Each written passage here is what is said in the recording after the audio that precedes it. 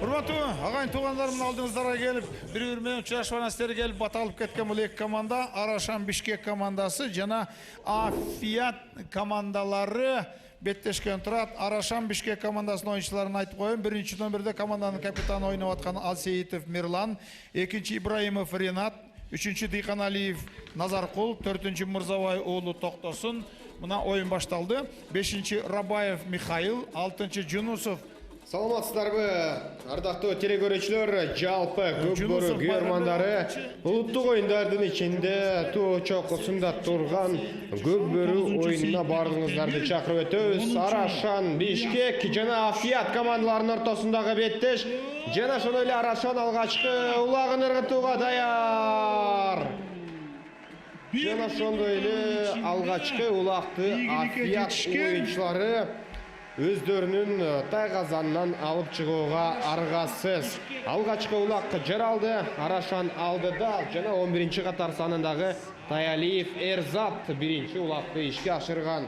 Өзгөчө күтүлбөгөн өңүттө Афият үчүн беттеш башталды. Жана ошондой эле биз кийинки чабуулдарды көрмөкчүбүз. Кызматыңыздарда бүгүн мен Зайрат Эсенбай жана кесиптешим Эламан Касыкеев. Азыр бул рет чындыгында байкасаңыздар өзгөчө кооптуу көрүнүш. Афияттын оюнчусу Бекболот ээринен түшүп калган. Азыр эми эки команданын ортосундагы беттеште көрүнүп антал. Ага чейин биз албетте командалардын курамын тааныштырууну баштайбыз. Афият командасы учурда жашыл кийим менен беттеште жүргүзүп жаткандыгын эсиңиздерге сала кетели. Арашан экинчи улагын ал учурда орундатып коюуга жетише алды. Мына ушундай алгачкы таймдын эми баштапкы мүнөттөрүндө эле 2-0 эсебинде Арашан командасы алдыга чыга алды. Бизге дээрлик курамды тааныштырууга дагы жол бербей жаткан мезгили бул албетте команданын жеңишке болгон каалоосу. Азыр эми экинчи тактап айтсак, буга чейинки айтып жаткан сөздү улантабыз. Афият командасынын курамы төмөндөгүчө. Биринчи Кыдыралиев Эрлан өзүнүн Сабжа аты менен, экинчи Усупаев Бакыт, Муртажис аты менен тилекке каршы Афияттын өкүлдөрү бизге берген протоколунда аябай даана жана так жазган эмес аттарынын мына ушул аты жөнүн. Үчүнчү Мамединов Бекболот, Кайнар аты менен төртүнчү Мамбетов Бекболсун, Асфар аты менен бешинчи Манилов Балбай, Ахмар аты менен алтынчы Нурланов Ислам, Муртажис аты менен Муртажис аталган эки аргымак бар экендигин көрүбүз.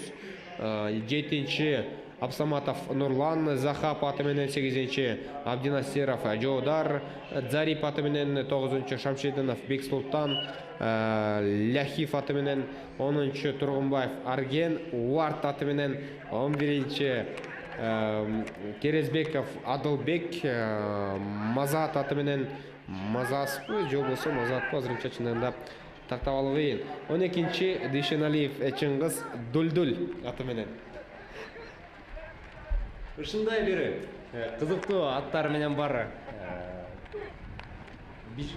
Афият өзүнүн аты дагы өзгөчө бир атка ээ болгон команда менен тааныштырып өттүк. Эстешим аңчак деле мынакей бул жактан улак ташталдыбы азыр байкап тура турган болсок.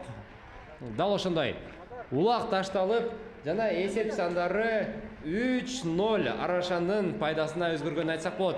Ал эми алдыңкы күнөттөрдө албетте Арашандын дагы Бишкектик Арашандын курамасы менен ойногон оюнчулар менен жана астындагы аргымактар менен тааныштырып өтмөкчүбүз. Команданын башында турган бул жетекчи Нарматов Давлет жана Кояналиев Жош аттуу мырзалар. Ал эми команданын башкы капитаны Алсеитов Мирлан. Албетте бул командада 2 бир туган бар. Алсеитов Мирлан жана Алсеитов Жишан. Алар тууралуу айтмакчыбыз. Экинчи номурда Ибрагимов Ринат. Айта турган болсок, Алсеитов Мирлан команданын эң улуусу экендигин айтып өтмөкчүбүз. Кой күрөң аттуу аргымагы менен. Экинчи номурда Ибрагимов Ринат Куюн аты менен. Үчүнчү Дыйканалиев Назаркул Шумкар менен. Аңчакта Арашан жакшы бир чабуулду уюштуруп жатканын көрүүбүз. Бул экинчи номурдагы Боча айткан Ибрагимов Ринат Куюн аттуу аргымагы менен келип жеңил желпен эле эсеп сандарын 4-0 өзгөртүп койгондугун көрүп алдык. Ал эми 4-чү номурда Мырзабай уулу Токтосун. Бул болсо команданын эң жаш улакчысы экенин айтып өтмөкчүбүз. Минген аргымагы тоголок. 5-чи Рабаев Михаил. Мынакей ушундай бир орус бир туугандарыбыздагы көк бөрүнү тартып аттын кула тең ойноп жүргөнүн айтып өтмөкчүбүз. Бекен белгилеп. Анын минген аты Тел Тору. 6-чы Жунусов Майрамбек Саруу аты менен. 7-чи Карабалаев Жолдошбек Акбата аты менен. 8-чи Алсеитов Жишан Торпеда. 9-чы Сейитбеков Темир Көктеке. 10-чы Илис Улуу Кушчубай Батырақ аты менен. 11-чи Таялиев Эрзат эң биринчи улактын автору Алкара аты менен. Ал эми эң 12-чи санда ойноп жүргөн Шакирбек уулу Бобек. Аңчакты кайрадан эле Арашан оюнчулары тай казанга жакындап келип жана эсеп сандарын 5-0 өзгөрткөндүгүн мынакей урматтуу көрүүчүлөр биринчи бөлүктө эле эсеп сандары Арашандын пайдасына 5-0 өзгөргөнүн айтсак болот. Демек алдыда биз дагы 20 мүнөттүктөн 2 бөлүк күтүп алмакчы. Ал 2 мүнөт ичинде дагы Арашан оюнчулары канча улак ыргытат аны алдыңкы мүнөттөр биргеликте көрөбүз. Албетте бул өтө күтүлбөгөн эсеп сандар десек да болот. Алгачкы мүнөттөрдө эле эсеп сандары 5-0 өзгөргөнүн. Шакирбек уулу Бобек Токтогул аттуу аты менен Арашан командасынын акыркы тизмедеги оюнчусу, 12-чи оюнчусу. Ал эми команданын башкы маштурчусу Токтосун уулу Тынчтык. Дал ушундай Афият командасы алгачкы мүнөттөрдөн эле өзүнүн команда катары кандай экендигин көрсөтө алды. Балким алдыңкы мүнөттөрдө дагы өзүнүн чыныгы мүнөзүн көрсөтүп, спорт мүнөзүн көрсөтүп, эсеп сандарын теңдеп да коюуга же болбосо алдыга чыгууга да мүмкүнчүлүк жаратабы. Аны алдыңкы мүнөттөрдө айткандай эле биргеликте көрмөкчүбүз. Кайрадан эле бирок мынакей эми гана Афият улакка ээ болуп 7-чи катар номурдагы Саматов Нурлан Захап аты менен оюн талаасын чимирип атаандашынын тайгазаны көздөй сапар алып бараткан көрдүбүз. Бирок аны астынан тооп чыккан Арашан командасы бирок ага карабастан аты менен кошо, Захабы менен кошо алдыга жулунуп отуруп мынакей алдыга озуп чыкты. Балким бул көрүнүштө Арашан оюнчулары атайлап берип койду. Бирок кантсе дагы тайгазанга жакынап келди. Эми бар болгону акыркы гана аракет калды. Ошо улакты такымына бекен баскан, улакты тайгазанга гана ыргытуу. Бирок ал дагы колунан келбей ишке ашпай жатканын көрөбүз. Ал эми өз кезегинде Арашан оюнчулары ал улакты жөн гана ушул улакчыларды аты менен кошо сүрүп чыгарбастан улакты тартып алуу аракеттерин көрүп жатканын көрсөк болот. Бирок азырынча Боча айткандай эле Аксаматов Нурландын такымы алдында, бирок ал такымдын алдынан алдырып жиберген көрүнөбүз. Кайрадан мынакей улак үчүн болгон кызуу күрөш. Бирок ошо улакты такымына кыскан бойдон Дыйканалиев Назаркул оюн талаасын таштап кетти. Демек беттеш кайрадан ортоңку бөлүктө жекеме-жеке чыгуудан уланмакчы. Мынакей жакындатып келаткан көрдөбүз Тыйкан Алиев Назаркулдун Шумкар аттуу аргымагы менен. Назаркул бар болгону 97-жылкы. Учурда ошондо 20 гана жашта экендигин белгилеп айтсак болот. Албетте, бул мелдеш, бул оюндар жаш улакчыларга жол ачып, жаш улакчылардын потенциалын көрсөтүп жаткандыгын айтып өтмөкчүбүз. Албетте, Робоев Михаил мынакей жеке чыгып улакты эңип кеткендигин да көрүүдөбүз. Бияктан ошо улакты такымда бекем кысып, атаандашын тайгазаны көздөй учуп бараткан көрүүдөбүз. Анын минген аты Тел Тору ишке жарайт болду экен. Дал ошондой тайгазанга чейин жеткизип берди. Бирок ошо улакты тайгазанга ыргытуу Тел Торундан көз каранды эмес. Бул анын үстүндөгү Робоев Михаилден. Жана Михаил мынакей албетте атына жараша орус улутундагы мырза экен, бирок ошонсун четке кагып кыргыздай эле, кыргыз жигитиндей эле ат үстүнө бекем карманып, мынакей өз пайдасына бир улакты жазуу менен эсеп сандарын 6-0 алмаштырып кое алды. Жарайсың демекчибиз Михайлы. Азырынча Fiat командасы бир дагы улакты тайгазанга ыргыта элек. Алардын деңгээли же болбосо бул турнирге даярдыгы дейбизби? Азыркы 6 улактан соң бизге белгилүү. Бирок ошентсе дагы Fiat командасын биз алсыз команда деп эсептебейбиз. Алар бул турнирге келгендиги эле бул чоң эмгек, ошол эле мезгилде алардын каалоосу дагы да болсо күч.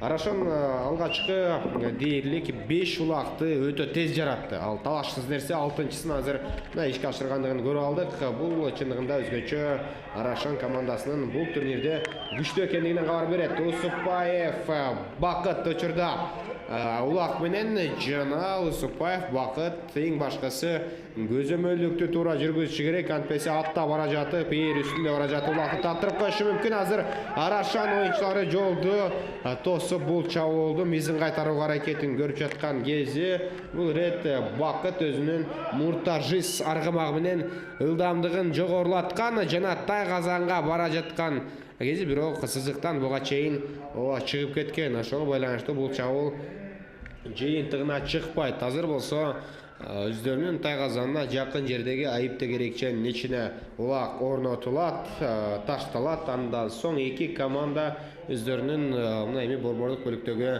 аракетин көрмөкчү. Ал учурда чогуу эми байкайлы борбордук бөлүктө жекеме жеке орундалып жаткан мезгили. Жекеме жекеде мына эми Арашандан Карабалаев Жолдошбек Акбата аргымагы менен ал эми алардын атаандашы мына ошол Fiat командасынан болсо мына 9-чу катар санда өзүнүн беттешин жүргүзгөн Бексултан Шамшидинов Ляхив аты менен учурда жекеме жекеде иш алып барып жаткан мезгили. Азырынча Жолдошбек дагы ошол эле мезгилде мына Бексултан дагы жакшы бир өзүнүн оюнун көрсөтүп жаткандыгын көрсөңүздөр болот. Жекеме жекеге чыкчу эки тараптардан эки аргымак бар. Арашандан Тел Тору, ал эми Акбата дагы жекеме жекеде өзүн көрсөтүп алат. Ал эми Fiat командасынан Ляхив аталган аргымак ошол эле мезгилде Мазас өзүн көрсөтүп ала тургандыгын чогуу айта кетишибиз керек.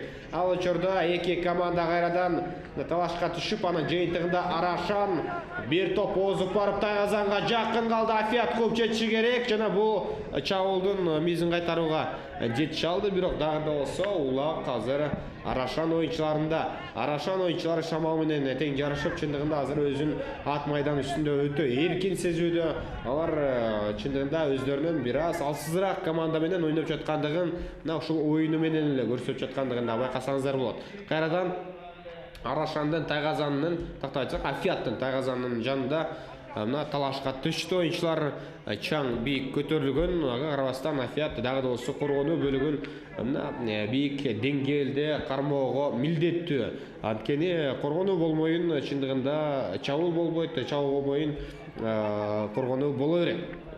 Чабуулду жасабастан коргонуга барып жалаң гана мына ушундай оюнду жүргүзүп бериши мүмкүн. Азыр Афиат чындыгында өздөрүнүн мына командалык оюнун күчтөшү керек дегичекте алар атаандаштарынан улакты жылуу алган жана тез түрдө ылдамдыкты күчөтүүгө бул ирет бир аз жол жоктой. Учурда Керезбаев Адылбек Мазас аты менен мына өздөрүнүн тайгазанын жанында эми гана эки оюнчудан бошонуп кеткен жана эркиндикке чыккан Мазас менен аргымагы менен кошо азыр атаандаштарынын тайгазанына бет алат. Бирок алдыдагы эки оюнчу таптакырандай көрүнүшкө жол бербейт. Азырынча бир дагы улакты Афиат жарата элек экендигин эсиңиздерге сала кетебиз.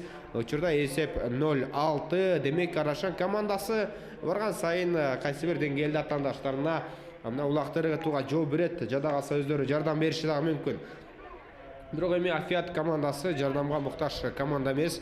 Андагы баса белек этели чүйдөн эңеле чындыгында чүйдөн келген командалардын ичинен башкы орундарга аракетин көрөт. Ал учурда кайрадан эле мына ушул күрөш же болбосо улакты эки тарап борбордук бөлүктөн талашып андан соң Арашан оюнчулары чабуулга белсенген. Чабуулга аягына чейин бул ирет чыгууга Афиат оюнчулары жол берген жок. Арашандын оюнчусу Усупаев Бакыт учурда оюн жүргүзүүдө. Азыр гана эми өздөрүнүн тайгазанын айланып барып андан соң атаандаштарынын тайгазанына бет алышы ыктымал. Учурда улак менен Адылбек мына такымга кысып өзүнүн максатына жетүүгө жол издеп жаткан кези ошол эле мезгилде атаандаштары Афиат оюнчулары тоскоолдук жаратууга жетише алышты. Азыр тайгазанды коргоо максаты Афиат үчүн биринчи орунда. Ошол эле мезгилде чабуулду ойлошу керек. Дегичекте Арашан кийинки улагына жетип келди. Эсеп 0-7. Жана ошондой эле барган сайын мына бул оюнчулар өздөрүн мыкты тараптан көрсөтүп барууда. Ал эми бул улакты ишке ашырган оюнчу Дүйшөналиев Чыңгыз экендигин айта кетели. Дулдул аргымагы менен бул чындыгында өтө кызыктуу мына күлкүлүү угулушу мүмкүн. Мына Афиатта мындай аттар чындыгында өтө арбын. Ал учурда кийинки аракеттерде чабуулдарды чогуу көрөбүз. Арашан кайрадан эле чабуулда Мамбетов Бекболсун Асфар аты менен тайгазанга жакындап бара албайт. Анткени Афиат оюнчулары бир аз бул ирет өздөрүн тезирээк көрсөтө алышты. Албетте коргонуу бөлүгүндө азырынча Афиаттын чабуулун көрө албайбыз. Албетте, эсеп сандары биринчи бөлүктө эле 0-7 десек болот. Азыркы учурда мынакей кайрадан Арашан чабуулда болчу, бирок эмнегедир 4-чү катар номурда Мырзабай уулу Токтосун улакты таамай эле тайгазанды көздөй чаап бара жатып улак менен кошо тайгазанын жакын аймагында улакты жерге таштап кеткендиги өтө бир чоң суроо жаратат десем болот. Бирок кантса да беттеш ошол жерге таштаган улак үчүн күрөш жүрүп жатканын көрөбүз. Тайгазанга жакын болбосо Афиаттын тайгазанына жакын аймакта. Азырынча беттеш кызуу жүрүп жатканын көрөбүз. Бирок кантса да Афиат оюнчулары Арашандын улакчыларын оюн талаасынын сыртына сүрүп чыга алгандыгын көрөбүз. Эми беттеш кайрадан кантса да Афиаттын тайгазанына жакын аймактагы бөлүктө жекеме-жеке чыгууда уланмакчы.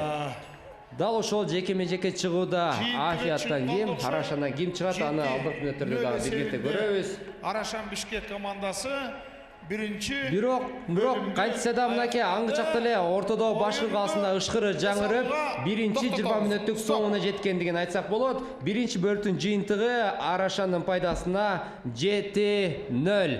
Демек бизди алдыда мындан да кызыктуу, мындан да бүйүр кызыткан өтө бир жакшы чыныгы улуттук оюнубуздун жүзүн ачкан оюн күтүп турат деген үмүттөбүз. Андыктан биз менен бирге болуңуздар.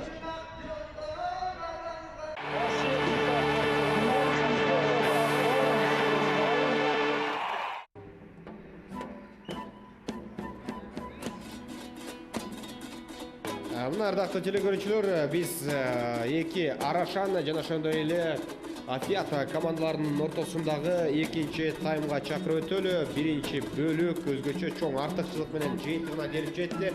7-0 Арашан командасы игиликке болгон жана Арашан экинчи бөлүктө дагы биринчи болуп булак ыргытууга даяр. Жана 8-0.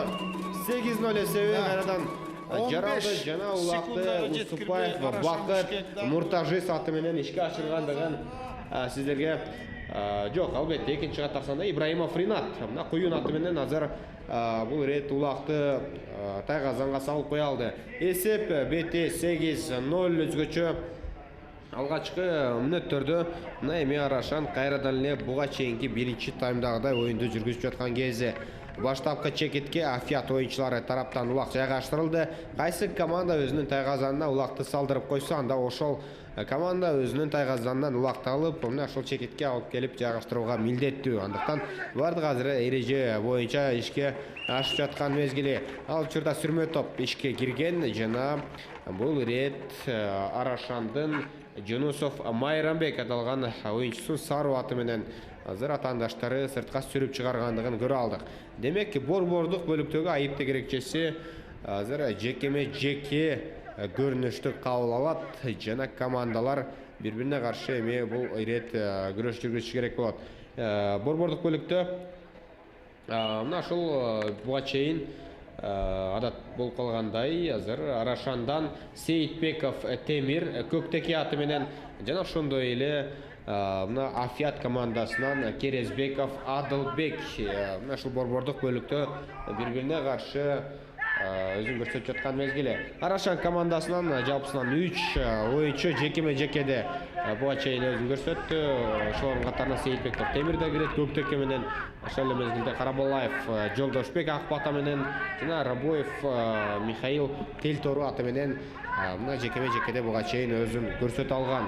Афиат командасынан болсо Бексултан Шамшединов Ляхив аты менен жана ошондой эле Керезбеков Адылбек Мазас аты менен атаандаштарына каршы күч колдонуп келген, албетте күч аракетин жасап келген жана бул рет эми мындан кийин канчалык деңгээлде Афиат өзүнүн каалаган тактикалык жактан даярдыгын көрсөтө алат азырынча белгисиз. Калыстар эми кайрадан ушул тайгазанга жакын жерден мына борбордук бөлүктө жекеме-жеке Арашандан Рабоев Михаил жана ошондой эле Афиаттан учурда Шамшединов Бексултан Ляхив аты менен борбордук бөлүктө оюн жүргүзүп жаткан мезгили жана Ляхивке каршы азыр Телторо.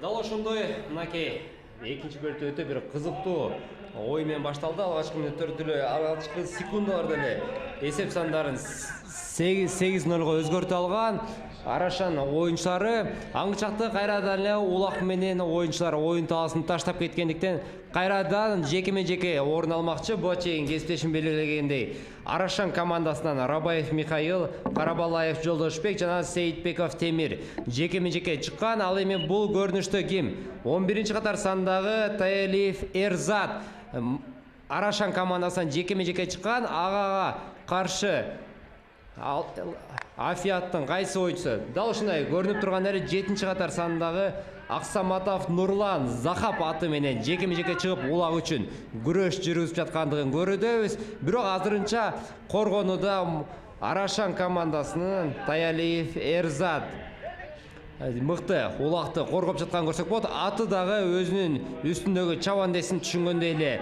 улакты бербей жаткан болчу. Бирок бул көрүнүштө кайрадан Нурлан аты менен мынакей сүрүп чыкканын көрөбүз. Эми Нурланга бар болгону ушинтип сүрүп чыккандан кийин улакты эң кетип такымга бекем басуу гана калды. Эң такымга бекем басыш керек. Азырынча атаандаштарын алдап өтө аракетине, бирок кайрадан эле тилекке каршы бул чабуулу башталып акырына жетпей оюн таласын таштап кеткен болчу. Кайрадан ошол эле бөлүктө, ошол эле аймакта жекеме-жеке чыгуу.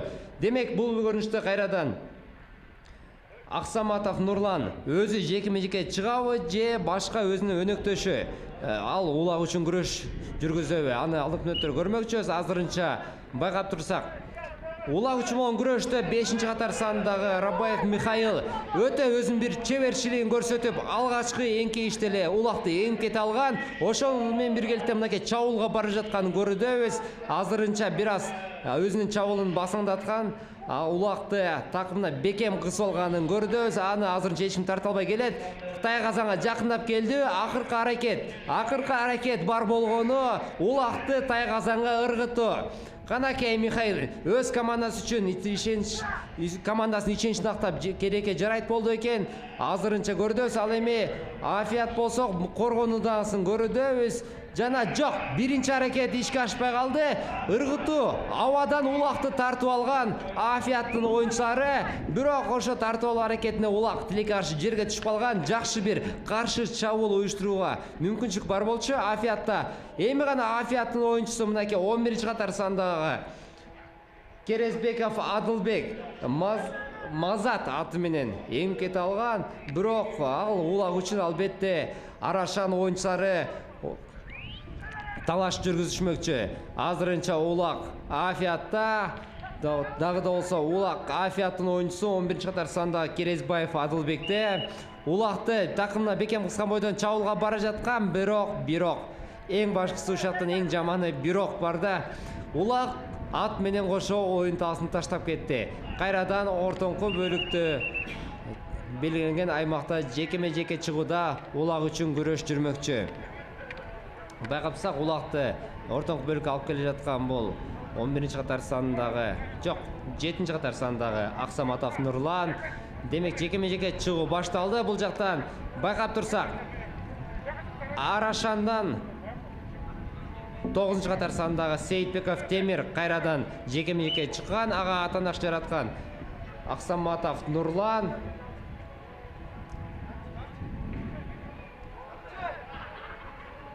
Жок, кечиресиздер, бул жакта Арашандан Карабалаев Жолдошбек жекеме-жеке чыккан болсо, ал эми ага атандаш жаратып жаткан Шамшиддинов Бексултан экендигин белгилеп тактоолорду киргизмекчибиз.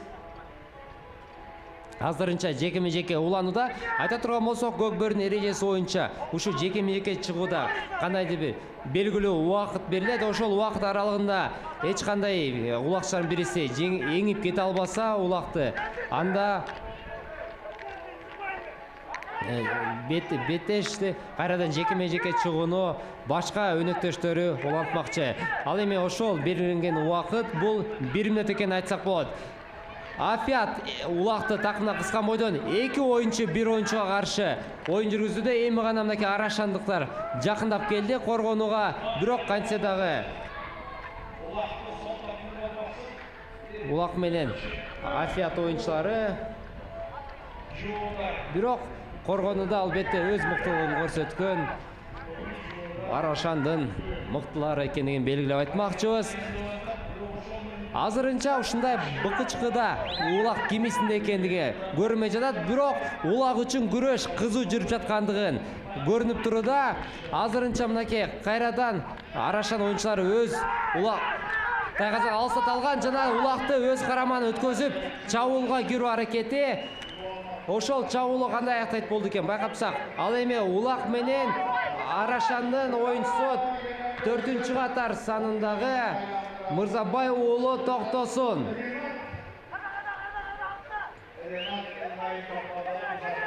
Азырынча улак Арашан оюнчуларында сакталып калууда. Ал эми мынакей Арашан оюнчусу 12-катар сандагы Шакирбек уулу Бообек өзүнүн токтогул аттуу аргымагы менен оюн жүргүзүүдө. Азыр кандай? Жок, кайрадан эле оюнчулар оюн таласын таштап чыгып кеткен. Демек кайрадан бизде алдыңкы мүнөттөрдө жекеме-жеке чыгуу орун алмакчы. Кезектеги жекеме-жеке көрүнүш орун алат. Жок, азыр эми бир аз убакыттан кийин биз эки тараптын ошол аракеттерин көрүүнү улантмакчыбыз. Арашан командасы дагы, Афият оюнчулары дагы чындыгында бүгүн жакшы эле жеңишке болгон каалоосун көрсөтүүдө. Арашан эми аны өздөрүнүн ыргыткан улактары менен далилдеп жаткан кез. Ал эми Афият командасы болгону өзүнүн мына чабууга болгон каалоосун көрсөтүү менен чектелип жатат. Бул түшүнүктүү нерсе. Арашан чыныгы бул чемпионаттын президент кубогунун фавориттеринин катарында экендигин айта кетишибиз керек. Мына эми Арашан командасынан Рабоев Михаил Телтору аргымагы менен борбордук бөлүктө, ал эми мына ошол Афиат командасынан азыр борбордук бөлүктө жекеме-жеке күрөшүндө. Буга чейин Ляхив чыккан, азыр дагы мына ушул Ляхив борбордук бөлүктө күрөш жүргүзүп жаткан мезгили. Бирок Ляхивге караганда албетте атаандашынын аргымагы биринчи болуп көрсөтө алды. Телтору менен Рабоев Михаил качып кетүүгө жетише алабы? Жок, бул рет албетте жерге улакты түшүрүп жиберген. Жана ошондой эле Арашан оюнчулары кайрадан өзүнүн карамагында улакты кармап турган мезгили. Экранда бизге Дүйшөналиев Чыңгызды көрсөтүүдө. Дүйшөналиев Чыңгыз такымына бекем улакты кысып алган соң Тайгазанды көздөй бет алды. Жана ыргытууга мүмкүнчүлүк бар. Өтө жакшы көрүнүш азыр Арашан командасы үчүн мына жазылды. Бул албетте 9-чу улак. Жана аны Дүйшөналиев Чыңгыз ыргыткандыгын сиздерге айта кетмекчүбүз. Экинчи бөлүктүн алкагында 9-чу улак дал ошол Афияттын Тайгазанына ыргып барды. Чындыгында Арашан буга чейинки атаандаштары Достук жана ошондой эле Мурас сыяктуу командалар менен ойногон мезгилде мына чыныгы көк бөрүдөгү биз мына буйрду кызытчу учурларды байкай алабыз. Андыктан азырынча мына Афият командасы дагы да болсо алдыда эки дагы бир атаандаш менен тактап айтсак оюн жүргүзүүгө мүмкүнчүлүк алат. Аны дагы эми сиздерге маалымат катары айта кетишибиз керек. Жалпысынан Чучугулактын жыйынтыгы боюнча бардык тайпадагылар чечилген. Мурас, Ысык көл жана Төш булак командалары А тайпасында жайгашкан. Жана ошондой эле бул тайпада лидерликте Мурас командасы алып жүрөт. Алгачкы беттеши Ысык көлдү жеңип упайды 3 упайды алгандыгын айта кетишибиз керек. Андан соң Б тайпасында Арашан, Афият мына ушул оюн жүргүзүп жаткан ошол эле мезгилде Таластын Датка командасы экендигин айта кетели. Ал эми Арашан жана Афият бул чүйдүн командалары. Ал эми С тайпасында Достук, Оро жана Илбирс командалары жайгашкан. Достук Оштуку, Оро Таластын командасы, Илбирс чүйдүн мына ошол оюнчуларын чогулткандыгын айта кетишибиз керек. Д тайпасында болсо эки эле команда жайгашып калган. Жалпысынан 11 команда бар. Андыктан 3төн бөлгөндө буга чейин 3 тайпа жана биримдик менен Көкжал Д тайпасына жайгашып, алар өз ара оюнунан кийин эле кимиси жеңе турган болсо ал жарым финалдык баскычка чыгууга мүмкүнчүлүк алат. Андыктан албетте бул жакшы көрүнүш. Биримдик үчүн да Көкжал үчүн дагы Чучугулак ыңгайлуу болгон. Биримдик эми Көкжалга караганда бир аз күчтүүрөөк, аны дагы айта кетишибиз керек. Алдыңкы мүнөттөрдө, алдыңкы оюндарда ал оюнду дагы көрүүгө мүмкүнчүлүк жаралат. Демек өзүнүн тайпасынан күчтүү болуп чыккан 3 команда, 4 команда албетте мына жарым финалдык баскычтарга чыга алат. Алдын ала божомолдой турган болсок, А тайпасынан Мурас командасы болушу мүмкүн, Б тайпасынан Арашан болушу мүмкүн. Мына ушул экрандагы жана Арашандын кезектеги чабуул бар. Андан соң биз сөзүбүздү улантабыз. Азыр 10-чу улагын көздөй бет алып бара жаткан мезгили. Жана Арашан оюнчулары азыр жок, ыргыталган жок. Тайгазанга таамай бара жаткандай эле болгон, бирок Тайгазандын четине тийип, андан соң мына жерге түшүп калгандыгын көрө алдык. Тайгазандын четине барып туруп калса дагы бул эсептелбейт. Качан гана улак барып мына ушул чуңкур жеринен орун ала турган болсо, анда ошондо гана эсепке кирерин сиздерге айта кетишибиз керек. Жана ошондой эле буга чейинки сөзүбүздү алсак, С тайпасынан Достук өзүнүн ошол тайпасында көп упай топтоп жарым финалдык баскычка чыгыш керек. Мындай божомолдор дагы бар. Бирок бул божомолдор гана, албетте факт эмес. Жана Д тайпасынан биримдик командасы чыга турган болсо, анда албетте күтүлгөн кайсы бир деңгээлде божомолдор ишке ашат. Бирок эми бардыгы алдыда оюндар көрсөтөт, аны дагы биз күтө туралы чыдамсыздык менен. Учурда эки тарап кайрадан улакка мына эми аракетин күчөп жаткан кезде Афияттын оюнчулары эми гана өздөрүнүн мүнөзүн көрсөтүп азыр алар дагы такымына улакты кысып бир аз оюн жүргүзө ала тургандыгын көрсөтүп жаткандай. Жана 9 улакты ыргыткандан кийин Арашан оюнчулары атаандаштарына чабуулга мүмкүнчүлүк бербей жаткандыгы таң калыштуу. Демек Арашандын маанайы бул беттеште бир гана нерсени көздөп турат. Алардын каалоосу албетте кийинки жарым финалдык баскычка болушунча көп улакты жаратуу менен чыгуу экендигин айта кетсек болот. Арашан дагы чүйдөн келген командалардын ичинде эң мыктыларынын бири. Алардын катарына биримдик айынуудагы буга чейин кошуп өттүк Сокуктун командасы алдыда өзүнүн беттешин өткөрөт. Жана ошондой эле бул рет Арашандын тайгазанына жакын жайгашкан борбордук тегерекченин ичинде оюн жүргөн. Андан соң Афият алгачкы улагын ыргытышы керек. Азамат бул ретте чындыгында Афияттын алгачкы улагы эсеп 9-1. Дал ошондой эсеп сандары эми гана бир аз өзгөргөндөй үмүт калтырды. Анткени Афият айткандай эле бир аз кечирээк ойгонуп калдыбы? Айтор алгачкы мүнөттөрдөн алгачкы бөлүктөн баштап ушундай оюн көрсөткөндө, ушундай атаандаштык жаратканда балким эсеп сандары учурдагыдай 9-1 эмес, жок дегенде айырмачылык анча көп болмок эмес деген дагы ойду карманмакчыбыз. Бирок кантсе дагы беттеш уланууда экинчи бөлүктүн аякташына дагы саналуу гана мүнөттөр калды, убакыттар. Ал эми ортоңку бөлүктө улак үчүн болгон күрөш. Эсеп сандарын дагы бир жолу айтсак 9-1. Афият бул бөлүктө өзүнүн алгачкы улагын сала алды. Ал эми учурда экинчи номурда Афияттын оюнчусу Усупбаев Бакыт улакты такымда кысып алып кайрадан чабуулга киришүүдө. Ушул чабуулу ийгилик менен аяктай турган болсо, анда Афият дагы өзгөртүүлөргө дуушар кылышы мүмкүн бүгүнкү беттештин эсеп сандарын. Бирок улак жерге түшүп калып, ал улакты эңүү аракетинде Арашандын оюнчусу өзүнүн мыктылыгын көрсөткөнүн айтсак болот. Ал 5 номердеги Рабаев Михаил өзүнүн Тел Тору аттуу аргымагы менен аңгычакты мынакей ортодогу башкы калыстындагы ышкыры жаңырып, экинчи бөлүк айткандай эле соңуна дагы келип жетти. Экинчи бөлүктүн жыйынтыгында эсеп сандары 9-1 Бишкектин Арашан командасынын пайдасына. Демек бизди үчүнчү чечүүчү бөлүк күтүп турат. Демек бизден алыстабаңыздар.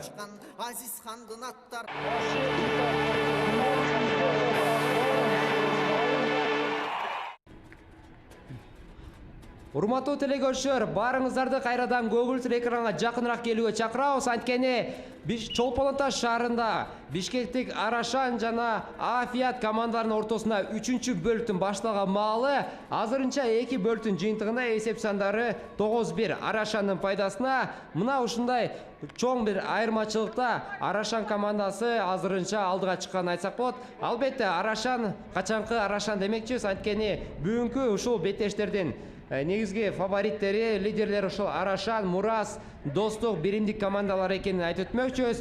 Дагы бир жолу эске салсак, жалпысынан болуп бул мелдештерге 11 команда 4 тайпада оюн жүргүзмөкчү. Бүгүнкү күндө алгачкы күндө Баче Мурас командасы менен Ысык-Көл командасы беттешип, Мурас командасы жеңишке жетише алды. Экинчи беттеште мынакей өзүңүздөр көрүп тургандай эле Афият менен Арашан күч сынашууда. Бирок ушул жакта кимиси күчтүүрөөк экенин азырынча эсеп сандары боюнча айта турган болсок, Арашан алдыда 9-1 эсеп сандарында. Ал эми мынакей 3-чү бөлүктө бир аз баягы оюнчулар жүргүзүп жаткан оюндары бир аз басаңдап калгандай өңүт калтырууда. Кантсе дагы Арашан колун таштап койбостон күрөштү оюнду акырына чейин чыгаруу аракеттерине. Ал эми жеке-жеке чыгууда мынакей кайрадан көрүүдөбүз. Арашан командасынан Алсеитов Мирлан менен Афият командасынан Шамшидинов Бексултан ортоңку бөлүктө жеке-жеке чыгып улак үчүн күрөш жүргүзүп жатканын көрсөңүздөр болот. Албетте Алсеитов Мирлан команданын капитаны бүгүнкү күндө биринчи жолу ушундай жеке-жеке чыгып жатканын көрүүдөбүз. Бирок мынакей алгачкы аракетинде эле ушу улакты эңип кетүүдө туура эмес кармалды. Айтор колунан түшүрүп жиберди. Кайрадан жеке-жеке уланууда, коргонууда азырынча Шамшидинов Бексултан. Ал эми Алсеитов Мирлан болсо улакты тартып алуу аракетин көрүп жаткандыгын көрсөңүздөр болот. Алсеитов Мирлан команданын бирден бир аксакалдары десек болот. Бирок ага карабастан мынакей андан алда канча жашыраак Шамшидинов Бексултан учурда бар болгон 24 гана 25 жашта Ляхив аты менен улакты тартып кете алган болчу, бирок ошол улагы менен кошо оюн таштап кетти. Кайрадан эле ошол бөлүктө, ошол аймакта жекеме-жеке чыгуу улак кулланат. Азырынча жекеме-жеке чыгып жаткан көрүүдөбүз. Арашан командасынан Карабалаев Жолдошбек Акбата менен ага атаандаштык кылып туруштук берип жаткан. Бул 11-катар сандагы Керезбеков Адылбек өзүнүн астындагы Маззат аты менен. Азырынча мынакей Адылбек улакты эңүү аракетинде, бирок ал аракет ишке ашпай калганын көрсөңүздөр болот. Кайрадан жекеме-жеке чыгуу уланууда. Аңгычакты мынакей Арашан ичиндеги оюнчулар алмаштыруу орун алып жаткан көрүүдөбүз. Ал эми бул ушу жекеме-жеке чыгууга бир гана мүнөт берилет экендигин айтсак болот. Эгер бир мүнөттүн ичинде эч кандай бир натыйжалуу жыйынтык чыкпаса, эки тараптан тең, анда ортодо жекеме-жеке чыккан оюнчуларды алмаштырып, алардын ордуна башка командалаштары ушундай өздөрүнүн өнөрлөрүн көрсөтүшмөкчү. Азырынча эч кандай бир жыйынтык жок экенин айтсак болот. Дээрлик 30 секунд артта калды. Ал Карабалаев Жолдошбек менен Керезбеков Адылбек. Жок, мынакей ошентип 1 мүнөттө соңуна жетип, оюнчулар алмаштырылды. Кайрадан жок. Бул жакта мынакей оюнчулар алмашып, кайрадан жекеме-жеке чыгуу уланууда. Бул жакта Ибраимов Ринатпы Айтор алсын жакшы көрмөй жатат. Бирок кантса да улакты эңип кеткен. Бул 5-катар санда Робоев Михаил өзүнүн алдындагы Тел Торус менен мынакей оюн таасын чаңдатып, атаандашынын тайгазанын көздөй сапар алганын көрүүдөбүз, бирок анын алдынан тосуп чыккан.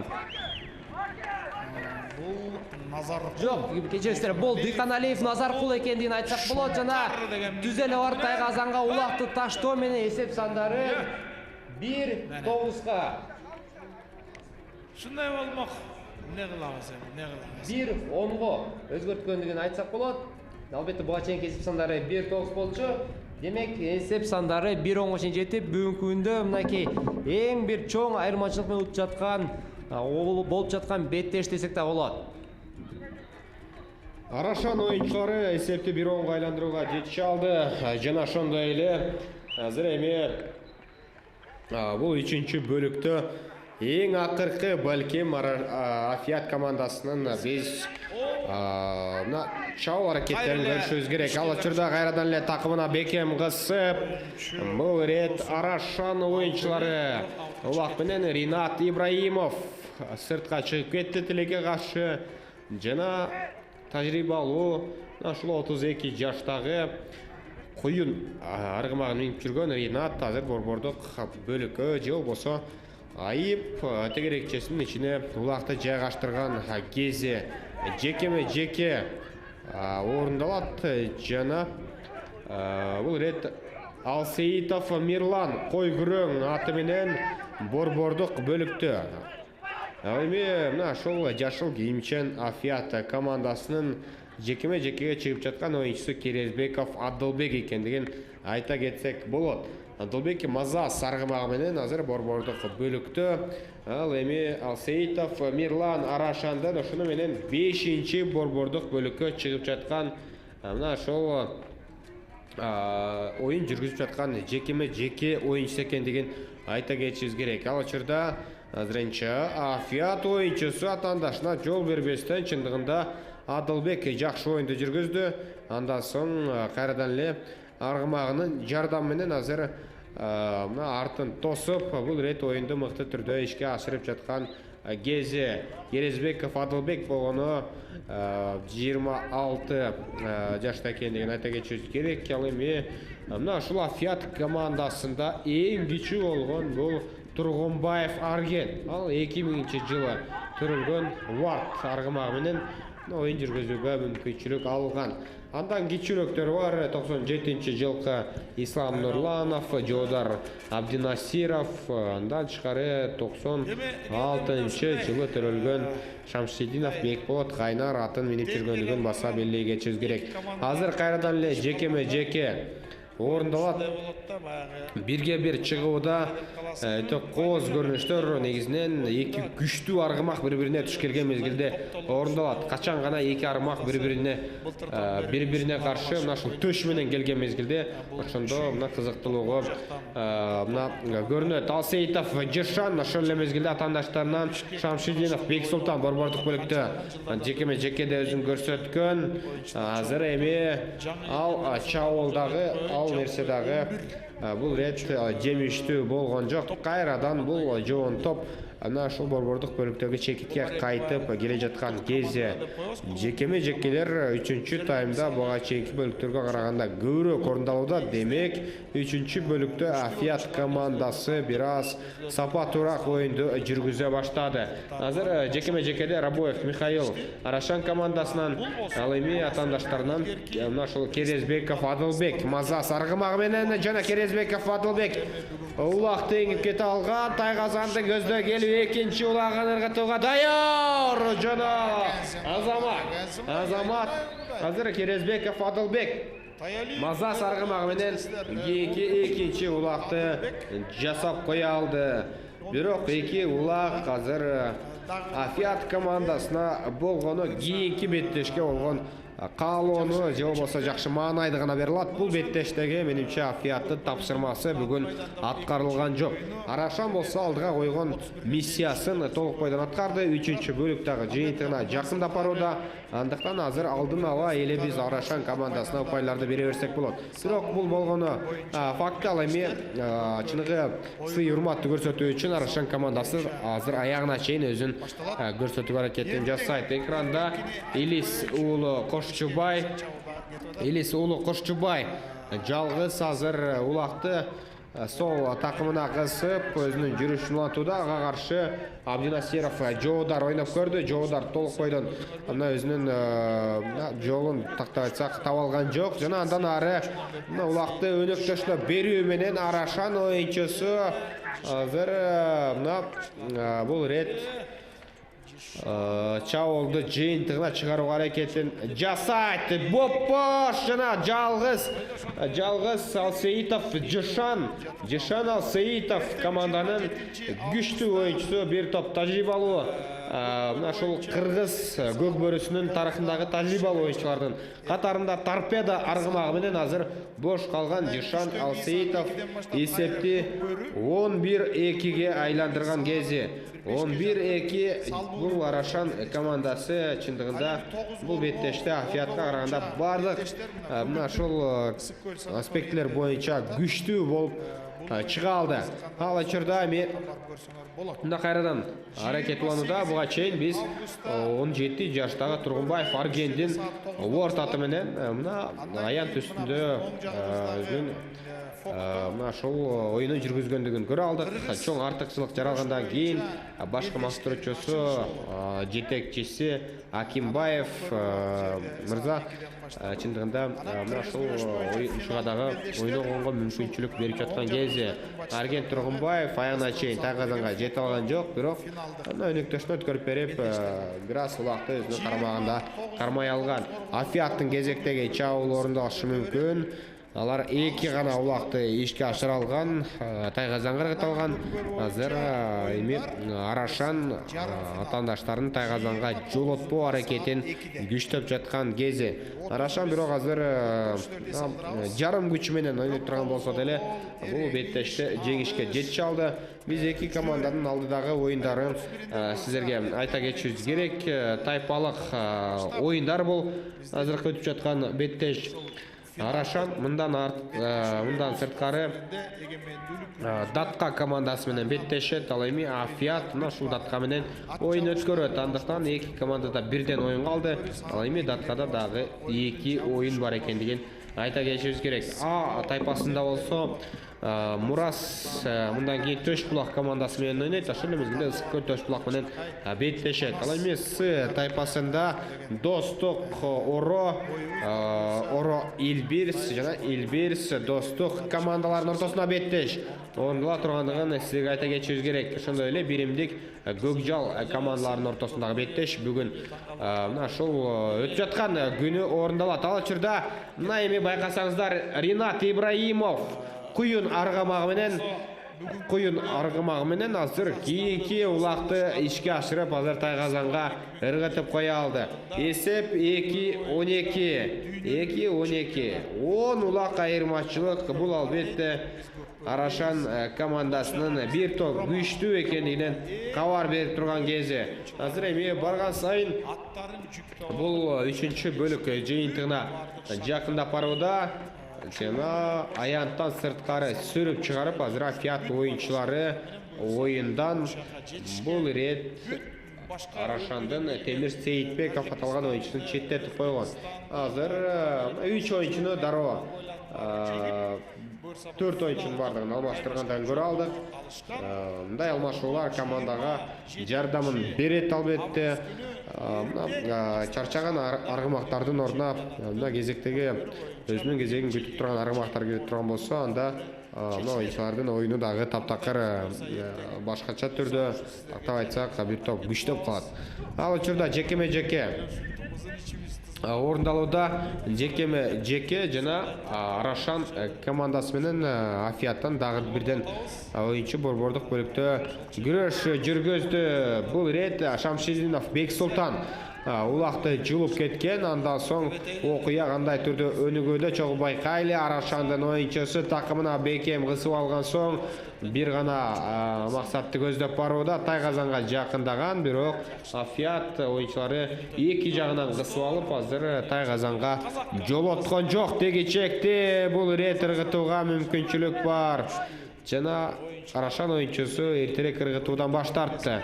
Азыр бир аз ишеничтүү түрдө тактап айтсак 100%дак мүмкүнчүлүк жаралган мезгилде гана ыргытпай турган болсо, ал Тайгазандын түбүнө түшүп калган улакты жерден көтөрүп чыгуу оңой болбойт. Андыктан качан гана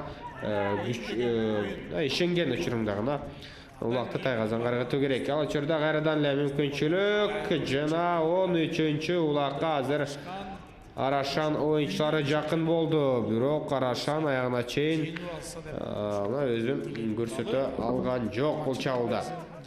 Салыштырмалуу түрдө айта турган болсок, мына Достук командасы балким көтөрүлгөн мезгилде Арашан мындай активдүүлүгүн көрсөтө албашы мүмкүн.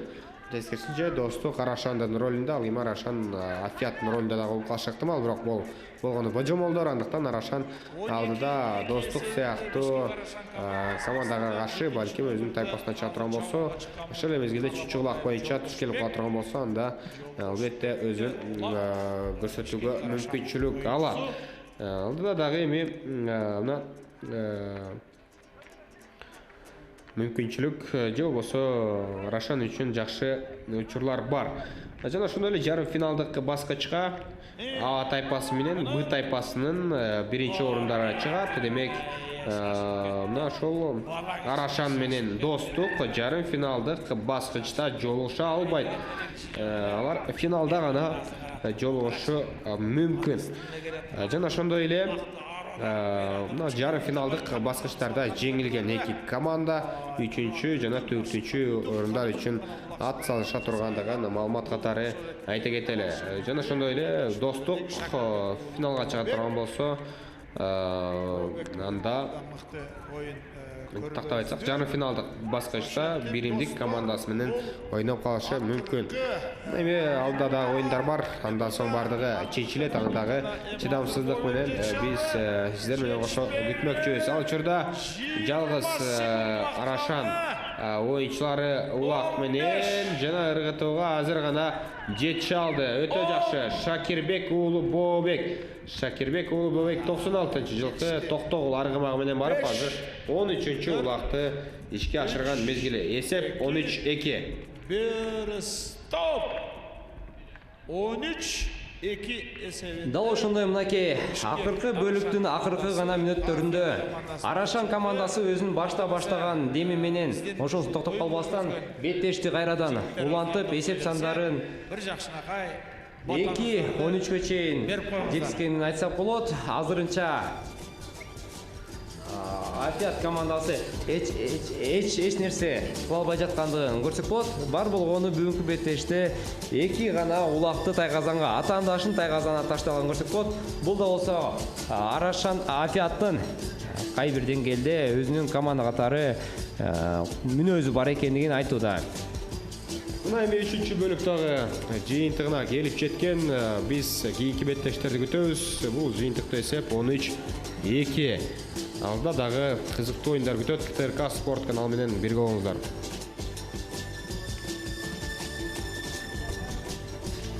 Балдарга ватандар берип койгула.